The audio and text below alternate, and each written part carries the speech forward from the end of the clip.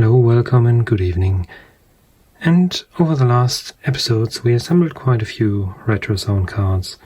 The Tandy Soundcard, the AdLib, replica and also the Game Blaster. In day-to-day life I'm actually for the 386 using a commercial card, this Jazz 16 based Sound Blaster Pro and AdLib compatible card. It can do a bit more, but that's the main reason I'm using it. It was also the first card that I owned, more or less, a little variant of this.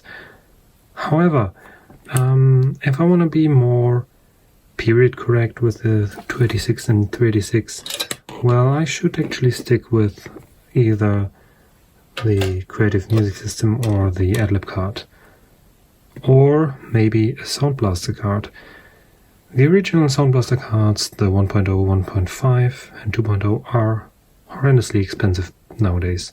You can easily spend like 200 euros on one of those cards and they're not very good, right? So the nice thing about this AdLib replica was that it's a replica. It's rather cheap to make. You can get your printed circuit boards from one of the suppliers, or the stuff at Mauser or another supplier like DigiKey, and then solder away. You have a lot of fun and you pay a fraction of the amount that the eBay sellers want for this. So, what about the Sound Blaster? Well, you're in luck. The same guy that did the AdLib replica reverse engineered the Sound Blaster. But he didn't step into the same trap as before, using a trademarked logo, etc. AdLib is defunct, so they won't sue him, I hope. But Creative Labs is still strong and going and uses the Sound Blaster trademark. So this is the Snark Barker. You can put whatever you want up here. It's Creative Commons copyrighted or copylefted. Very nice details here on the board. Made in anger. Yes, by the end of this video you will notice that there's a lot of anger involved, soldering all the hundreds of components here. And I think someone even put a smiley here on the PCB, because this is nothing goes here, it's just the silk screen. On the back you will see the credits, who was involved in creating this. And yeah, it's a huge and complex board, and it's supposedly the same as the Sound Blaster 1.5, and if you look at pictures of those, they really do look very similar. There's a few difficult things. Getting the DSP, which is basically just an Intel 8051 microcontroller. You still get compatible ones of that. You of course have to get the Yamaha OPL chip and the DAC for that. And you can install optionally the two SA1099 of the Game Blaster as well. And other than that, there's a timer chip, the 558, which is end of life. You also have to find that on eBay. You won't get that from Mauser. Same goes for the 2025 amplifier. But yeah, I've got all my components except for the Game Blaster chips, but that doesn't matter, it will work without that. So let's solder away. It will take a few takes. Probably a bit of a long video. Maybe I'll split it in two. Maybe I'll give you just the whole thing. But this will definitely take myself a couple of days to solder. So let's get started.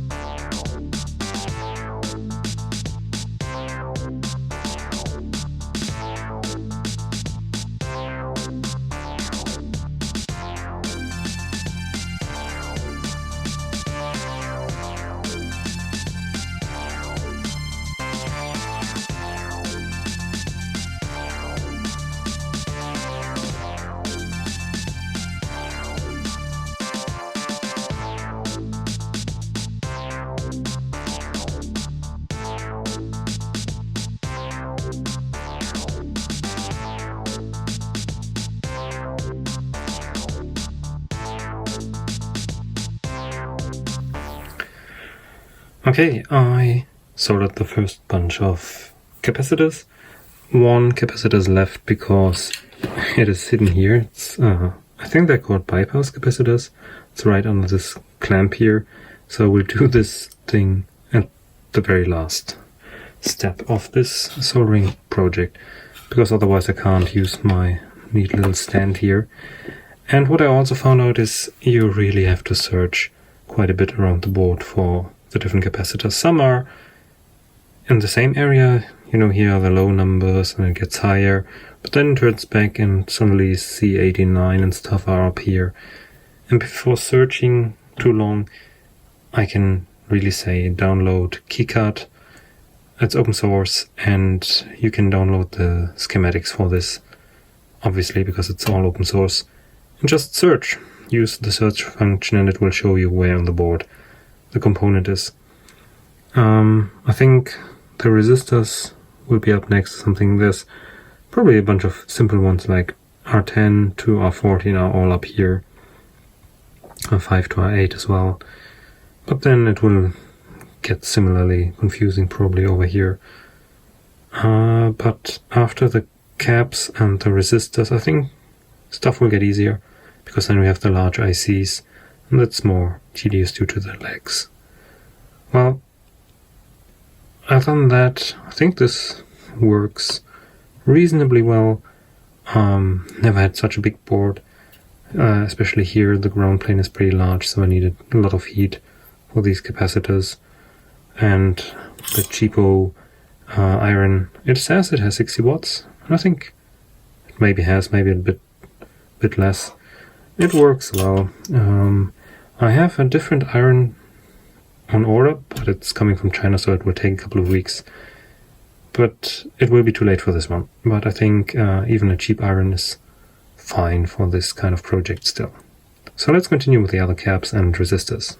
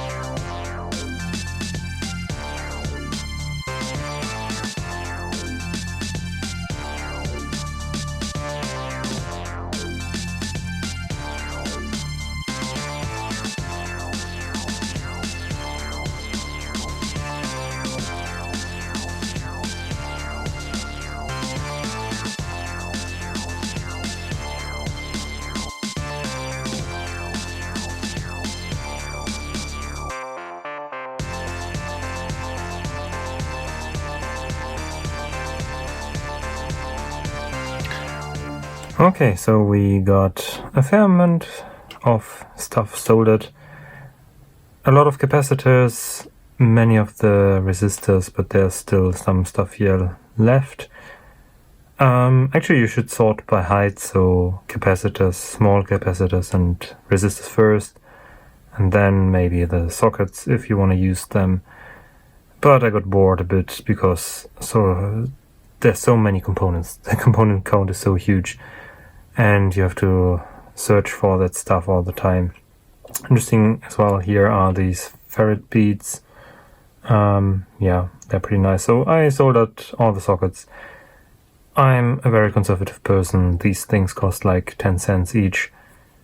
And rather than soldering on the ICs, I usually just use sockets to be on the safe side, because I'm still not that confident with my soldering stuff. A special case here is the amplifier, the TA2025. This is actually supposed to go directly on the board, but these are new old stock and I had a few flaky ones, so I'm definitely gonna socket this. Maybe I'll later attach a heatsink, because the reason for this being on the ground plane is so that it can spread its heat to the board, because it can get quite warm depending on what amplification and what power it's just consuming. Other than that, this stuff is done.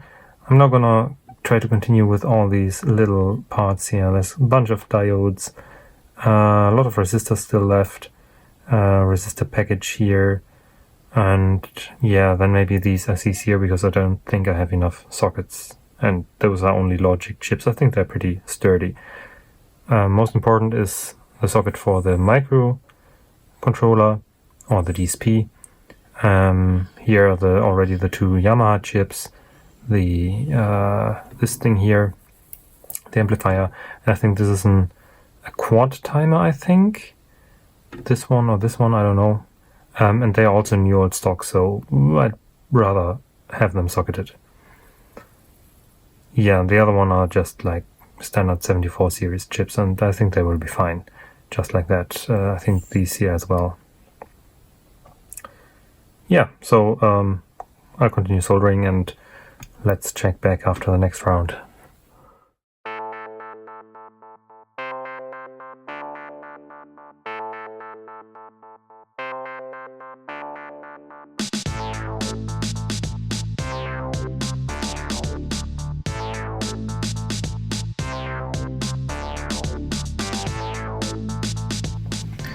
So we've got a bunch more. There's now lots more resistors and a little forest of electrolytics. And it was a bit difficult up here, because you really have to, no, here, C39 this is, because the positive symbol is overlaid by the collector symbol of the transistor, which will go right next to it. So definitely double check all the polarities. Sometimes they will be obscured a little bit at least. For example, here on C30 you can't see it really. And then you can take a look at the PCB file in the KiCad project. That's very useful there. You can see clearly what the polarity is. That will definitely help. Also, this area here around C55 is really crowded with the two resistors and the IC over here. So yeah, it's a very densely packed little card. Anyway, I would say let's try to populate all the rest of here. Here's a couple of electrolytics and a few smaller components. Let's try to put them all on, then quickly solder the remaining ICs. Last but not least, we will take the big connectors as well as the socket and the audio. And I think there's some voltage regulator here, I guess, which will come here. And this hole down here is actually for the ISO slot. I think there should be one further up as well. Maybe this one here. Not sure. I have to test with the keystone bracket. So before installing this connector, you have to check where the bracket actually goes and if you need to put in the screw first. Yeah.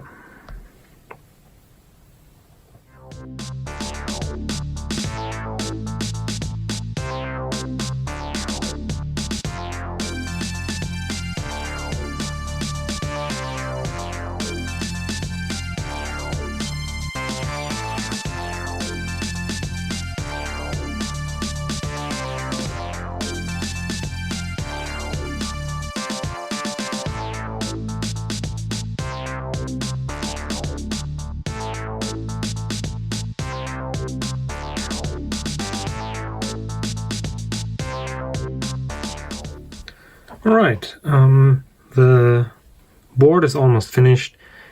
A few things are missing. I don't have enough headers here for the jumpers, so I ordered some, which should be in the mail the next day or so. And we need to solder one little bridge here. I think this is for onboard programming of the microcontroller, which we do not really need. So the README says that we should do a bridge here, which we can do with these little legs from this capacitor. And this capacitor actually has to go over pins 4 and 14. There's also a picture in the README of this IC here, which I think, let's see, what is it? It's the 0832AL. I think this is the DAC. Let me quickly check. In the whatever. Does it say? What does it say? Nope. This is wrong. What did we say? It's supposed to be NF0832. NF0832. And bummer, it doesn't say. Well, it doesn't matter. I think this is the DAC. But other than that, so this here is pin 14. This here is pin 4, and this has to straddle across that. And yeah, I socketed like I always do, but it would probably be easier if I didn't use the socket. And next time, if I would do another of these boards, I would really only socket the SA chips, the Yamaha chip, and the MCU.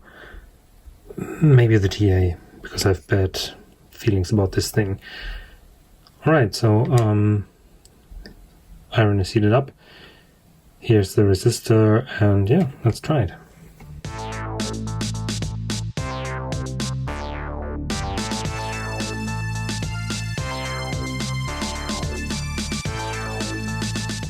Let's have a look. I think this worked out well, and definitely I recommend not to socket this, because it's way easier. Otherwise you melt the plastic here anyway. But this should be fine. Pin 4 and pin 14. Yeah, I think we're good. I think this bug, or this hack, was also on the original Sound Blaster. So, alright, now to do these jumper wires.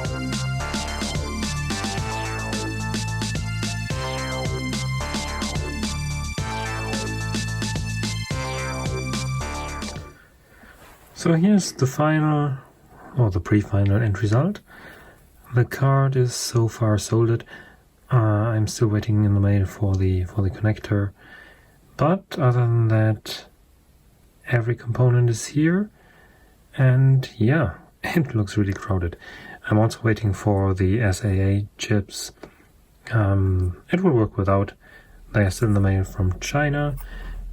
Same goes for my little Game Blaster card. I already soldered one, but that went away, so this is my replacement card. And I'm still waiting for the ICs here as well. And they can already compare a little bit. I mean, this is the predecessor to the Sound Blaster, basically. Let's see if we can... No, we can't fit them on the screen at the same time. There are similarities, so both use the same amplifying stage here with the TA2025. So this whole area here is the same as this one. The bus and address decoding logic is the same as down here. This is basically the same. But there are a lot of differences, obviously. First and foremost, this part here is the whole AdLib thingy, which we have up here, right? So address decoding here as well.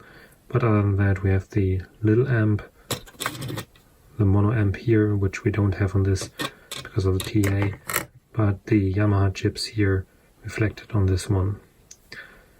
So yeah, the whole thing is very nice. It can replace both the Creative Music System or Game Blaster and the AdLib, puts everything into one, and this nice little microcontroller here does all the DSP work and will play samples, speech, or whatever. So the question is, will it work?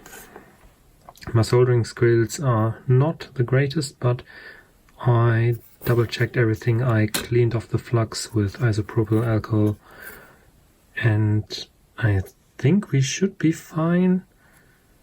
We don't need the connector here, not right now, and we don't need these chips here. Everything should work, so I think we should give it a try and see if it goes boom, or hopefully, more hopefully, will just work.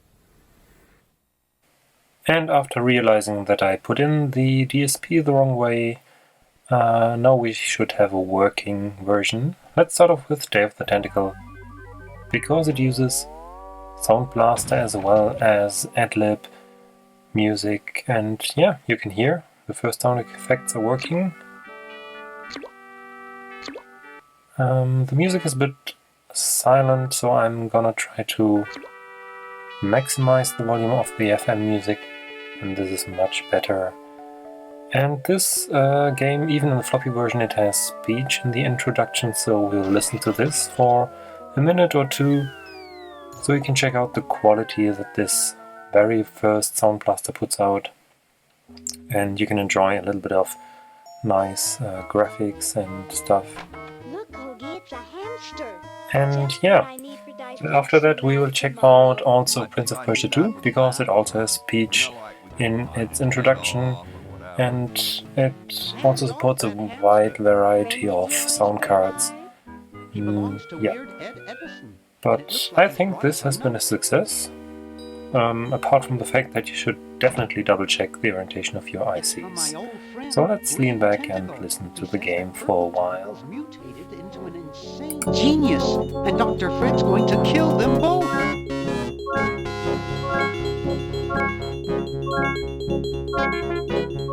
I thought I was free of Dr. Fred and those crazy Edisons forever. But now I know that I must go back to the mansion.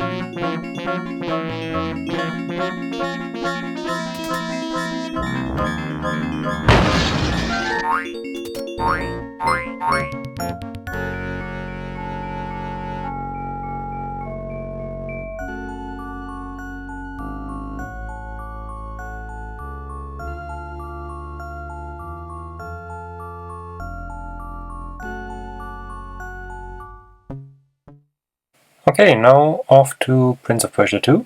So you also have to set the blaster environment variable for games that try to auto-detect the card, but most cards let you specify this as well in their setup program. Prince of Persia is one of those that allows you to set up all the parameters, the I/O port, the interrupt, and the DMA channel, where our card only supports DMA channel 1 anyway, and a variety of IRQs and I/O ports. So let's run this setup, and you can choose different music and sound devices for speech and sound effects.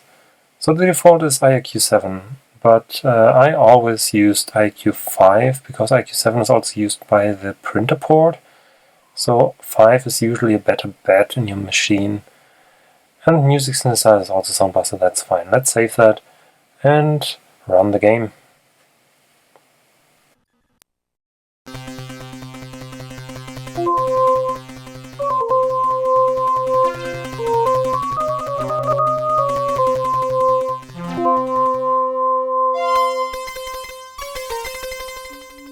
ancient Persia, there lived a sultan who had an only daughter, whose beauty was like moonrise in a clear heaven. Now it happened that the sultan left his kingdom to fight in a foreign land.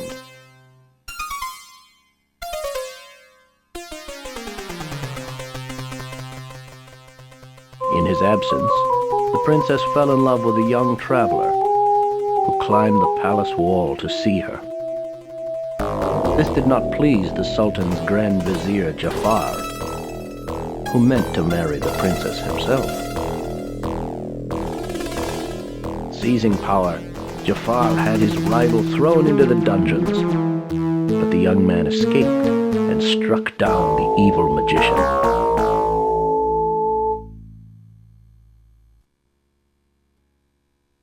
When he learned of his vizier's treachery, the grateful sultan offered riches, but the stranger requested just one reward.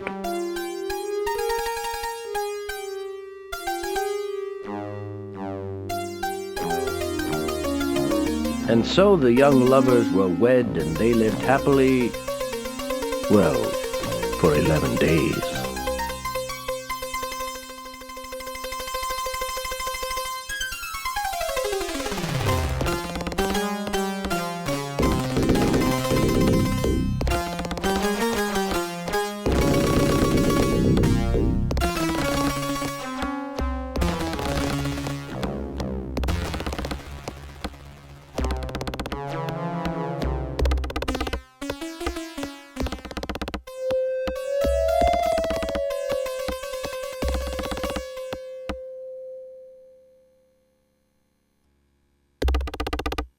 One morning, as the prince stands before the doors of the throne room, a coldness like a shadow passes over him.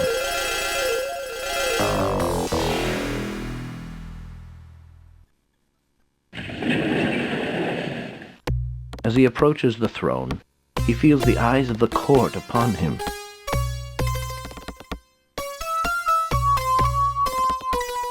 The princess and sultan stare at him. "Princess," says the prince, "why do you look at me so strangely?" "How dare you speak to the princess? Guards, seize him! Seize him!" Don't hurt him. He's just a poor mad beggar. After him! Don't let him get away! Don't worry, my dear. He won't get far.